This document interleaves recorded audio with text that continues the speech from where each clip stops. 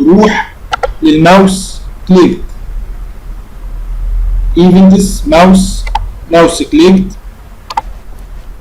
بقول له هات لي كل البيانات الخاصه بالبوك اللي انت ضغطت عليه في التيبل ده. يبقى داتابيز دوت سيلكت، التيبل بتاعنا اسمه بوك، اللي تشوزن فيلدز خليها كله نيو سترينج، ما تعذبش نفسك وخليها كله. بعد كده هات من الريزلت سيت اللي انت عايزه. عندي طبعا وير فيلدز لما يكون البوك اي دي بيساوي ايه؟ بيساوي الاي دي اللي ضغطت عليه في التيبل. يبقى نجيبه ازاي ده؟ من الرو والكولم. خلاص هنا يساوي، وهنا السيبريتور بتاعنا ملوش فايده دلوقتي اي حاجه. المهم انتو الرو بيساوي البوك تيبل دوت جيت سيلكتد رو. ماشي. طيب سترينج التيبل كليك اللي متفقين عليها بيساوي البوك تيبل دوت جيت فالو ات الرو، والكل بتاعنا رقم كام؟ رقم 4. لو فاكرين في ايه؟ لو فاكرين في شاشة البوك كنا مخلين رقم 4، هنا مشغلين زي شاشة البوك بالظبط، يعني بوك نمبر 0 1 2 3 4. تمام. هنا لما بيساوي ايه؟ تيبل كليك. اوكي. الحاجة اللي بترجع في ايه؟ في ريزلت سيت. اعمل لي امبورت للريزلت سيت،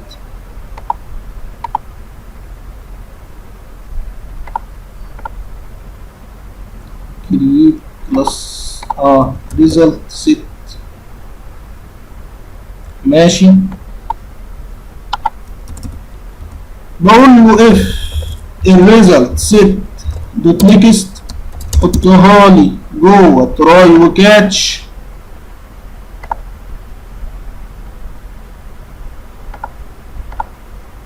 لو الريزلت سيت دوت نيكست اول حاجه ترجعها لي ايه؟ جيت سترينج ريزلت سيت دوت جيت سترينج اوف ايه؟ اوف البوك اي دي. اول حاجه ترجعها لي هي البوك اي دي انا عايزها. طيب احفظها في ايه؟ اعمل داتا فيلد كده اسمه ادي اهو سترينج البوك اي دي، لان ده هعوزه بعد كده افتح بيه الكتاب، فبدل ما اجيب الرو والكولوم تاني انا اهو استخدمه مره واحده. البوك اي دي equal result set get string result set get string في البوك اي دي. ماشي. طيب تاني حاجه ترجعها لي هي ايه؟ هي البوك باس، عشان بتشيك على البوك باس. لو موجود تعمل لي ايه؟ لو موجود هقول لك افتح لي، لو مش موجود هقول لك ضيف لي بوك باس تاني. طيب اعمل لي string book بس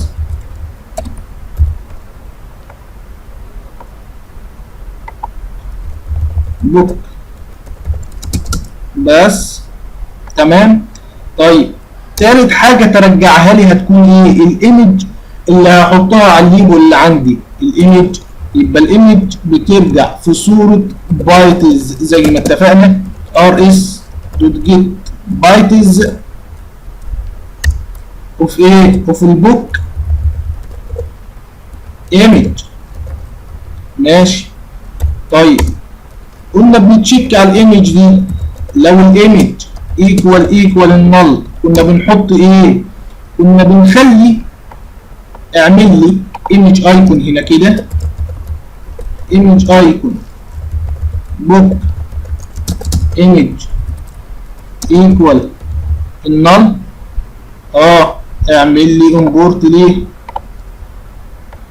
كنت بقول له خلي لي البوك ايمج بايه؟ بالنيو ايمج ايكون، وكان اسمها تقريبا اللي هي بتاع الكتب دي، لا مش فاكر.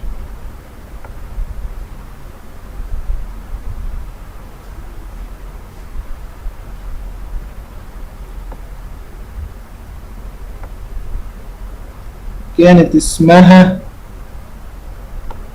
طيب نروح هات لي ماوس كليك.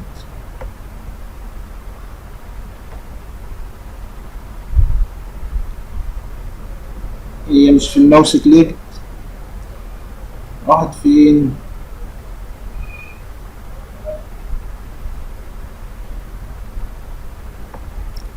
طب خليها بوك بي ان دي على ما اعتقد. ماشي. إلس خلي لي البوك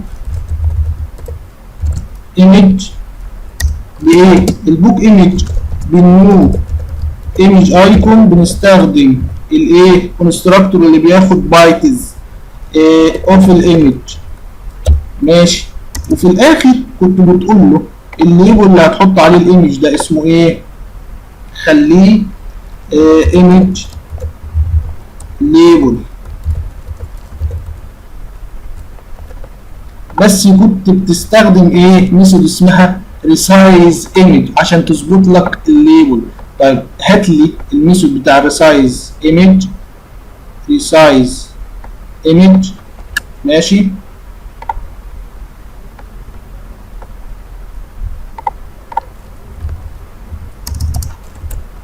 اعمل لي امبورت لكل الحاجات دي. قول لي اسف الايمج ليبل دوت سيت ايكون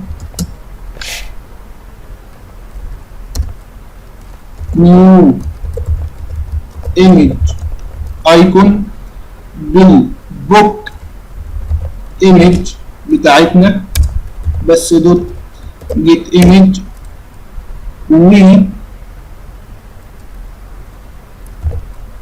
الايمج ليبل دوت جيت الويدث، والايمج ليبل دوت جيت الهايت.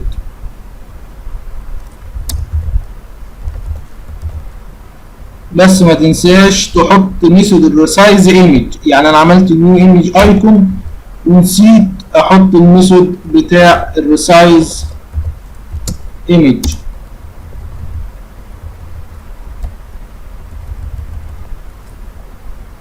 ماشي. روح اقفلها. تمام. دي الميثود بتاعتنا. اعمل ران فايل وتشيك كده على الكود اللي انت كاتبه.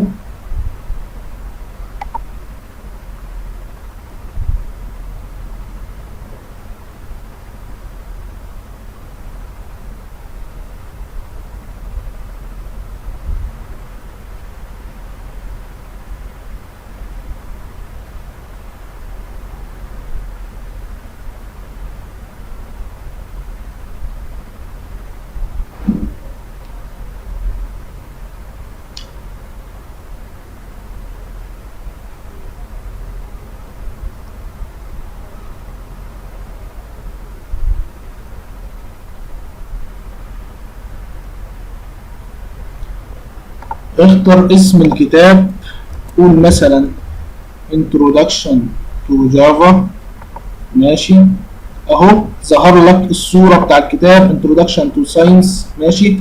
طيب السي شارب اهو سي شارب وهكذا. طيب لو هتبحث مثلا باسم المؤلف دانييل اهو. طيب لو هتبحث مثلا باسم عربي، كل ده اسم بيبدأ بميم ح. ده هو الاي دي اف وده هو. ماشي. الخطوه الجايه هتكون ايه؟ لما تدوس على الكتاب بتاعك وتتاكد ان هو ده الكتاب اللي عايز تقراه، تدوس على البي دي اف يفتح لك الكتاب بي دي اف لو كان ليه مسار. لو ملوش مسار هيفتح لك الزرار ده، المفروض ده بيبقى مقفول، هيقول لك اضافه مسار للكتاب ده.